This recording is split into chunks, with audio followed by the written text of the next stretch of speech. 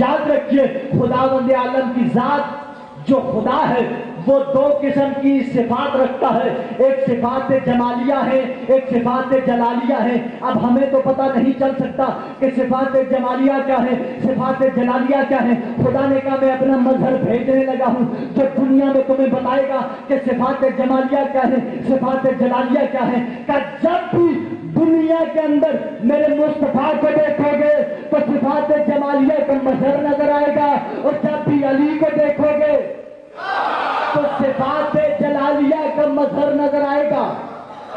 ایک منٹ میں جملہ سمجھا، جملہ ضائع نہ ہو جائے۔ صفات جمالیہ کرم ہے، رحمت ہے، عطا ہے، جود ہے، سخا ہے۔ اسی لیے تو خدا نے مصطفیٰ کو رحمت للعالمین بنا کے بھیجا۔ وہ اللہ کرم کیسے کرتا ہے یہ مصطفیٰ دکھائے گا، جی وہ اللہ رحم کیسے کرتا ہے یہ مصطفیٰ دکھائے گا۔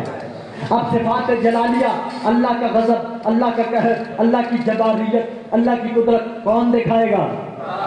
یہ علی دکھائے گا۔ کبھی میدان جنگ میں اتر کے دکھائے گا کہ جلال کیا ہوتا ہے، کبھی مردے کو زندہ کر کے دکھائے گا کہ قدرت کیا۔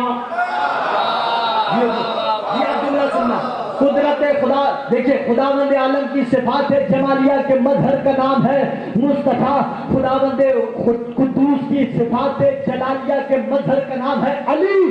یاد رکھیے یہ تو ہیں دونوں خدا کی صفات کا مظہر، کہ جس نے خدا کا جمال دیکھنا ہو وہ مصطفیٰ کو دیکھے، جس نے خدا کا جلال دیکھنا ہو وہ علی کو دیکھے۔ اور یاد رکھو جس نے مصطفیٰ کے جمال کو دیکھنا ہو وہ حسین کو دیکھے، اور جس نے علی کے جلال کو دیکھنا ہو وہ عباس کو دیکھے۔